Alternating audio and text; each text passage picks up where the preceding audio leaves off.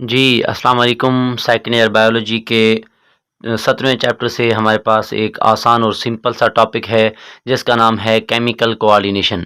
मतलब कि हमने अ, नर्वस कोऑर्डिनेशन की बात पहले कर ली थी, तो आज हम बात करेंगे केमिकल कोऑर्डिनेशन के बारे में। तो सबसे पहले अगर हम बात करें कि हमारे पास ये केमिकल कोऑर्डिनेशन होती क्या है?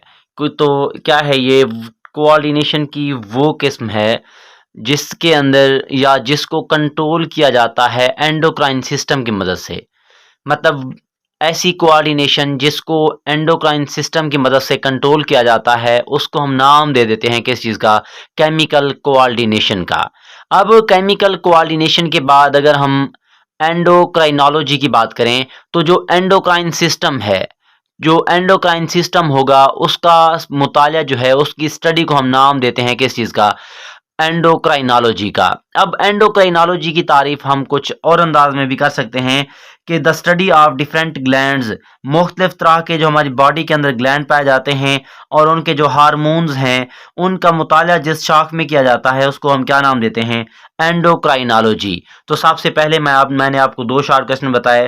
पहला शॉर्ट क्वेश्चन है केमिकल कोऑर्डिनेशन की तारीफ, उसके बाद जो है एंडोक्राइनोलॉजी की तारीफ, इसके बाद हमारे पास जो हमने बात की है यहाँ पे एंडोक्राइन ग्लैंड की। अब हमारे पास ये जो ग्लैंड हैं दो तरह के होते हैं, एक्सोक्राइन ग्लैंड और एंडोक्राइन ग्लैंड। अब एक्सोक्राइन ग्लैंड क्या होते हैं?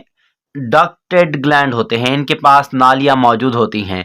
ये क्या होते हैं? डक्टलेस ग्लैंड होते हैं, इनके पास नालियां मौजूद नहीं होती। इसके बाद अगर देखा जाए इनके जो सेक्रेशंस हैं, इनकी जो रतूबतें हैं वो कहाँ पे खारिज होंगी? डक्ट के अंदर, नालियों के अंदर। और इनके जो सेक्रेशन हैं ये डायरेक्टली कहाँ पे खारिज कर दी जाती हैं? सेक्रीट कर दी जाती हैं कहाँ पर? ब्लड के अंदर। मतलब इनको खारिज किया, इनकी सेक्रेशन को खारिज किया जाएगा डक्ट्स में, इनकी जो सेक्रेशन होगी उनको खारिज किया जाएगा कहाँ पे? ब्लड के अंदर। अब देखा जाए हमारी बॉडी के अंदर जो एंडोक्राइन ग्लैंड हैं उनकी तकरीबन 20 टाइप्स होती हैं। ये आप लोगों ने लाजमी तौर पर मारूजी में के हवाले से जहन में रखना है। इसके बाद अगर हम बात करें, हमारे पास एक आसान और सिंपल सा पॉइंट है कि इसकी एग्जाम्पल्स जो हैं, मतलब कि एक्सोक्राइन ग्लैंड की एग्जाम्पल में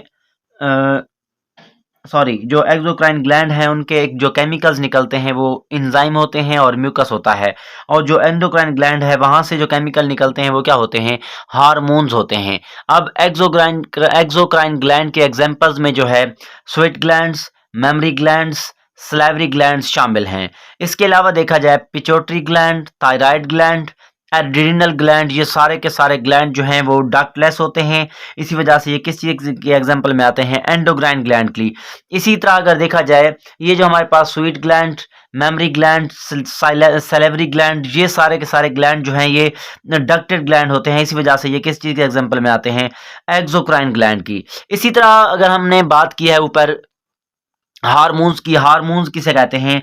तो अगर हम हार्मोन्स की तारीफ की बात करें तो हार्मोन दरअसल क्या होते हैं? ऑर्गेनिक सोल्यूबल कंपाउंड्स होते हैं। लाजमी तौर पर ध्यान में रखेंगे, ऑर्गेनिक सोल्यूबल कंपाउंड होते हैं जो किस चीज़ के तौर पर काम करते हैं? केमिकल मैसेंजर के तौर पर। इसके साथ साथ अगर देखा जाए ये एक्ट करते हैं कहाँ पे? बॉडी के पार्ट के ऊपर, जहाँ पर टारगेट होगा वहीं पर जाकर ये क्या करेंगे? एक्ट करेंगे। इसके अलावा जो है किस चीज़ की मदद से ट्रांसपोर्ट किए जाते हैं? ब्लड की मदद से।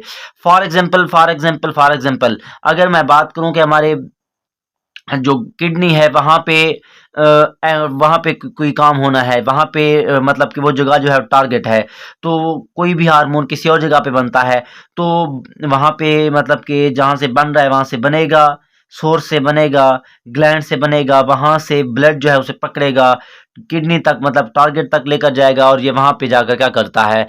एक्ट करता है, अमल करता है। इसी तरह अगर हम नेक्स्ट देखें कि हार्मोन्स की जो इस्तिलाह है, मतलब कि ये जो लफ्ज़ हार्मोन है वो ग्रीक वर्ड से निकला है, जो कि कौन सा लफ्ज़ है? एक्साइटेशन का। तो इसके बाद अगर इसके रोल की बात करें तो ये जो हार्मोन होते हैं ये कंट्रोल करते हैं बायोकेमिकल रिएक्शंस को। इसके अलावा ये बढ़ा देते हैं या कम कर देते हैं केमिकल रिएक्शंस को। इसके अलावा अगर हम बात करें, आप लोगों ने लाजमी तौर पर ध्यान में रखना है कि ये केमिकल रिएक्शन का आगाज़ नहीं करवाएंगे, उसको इनिशिएट नहीं करवाएंगे, बल्कि उसको कंट्रोल करते हैं। कंट्रोल का क्या मतलब है, ज़्यादा करते हैं या कम करते हैं।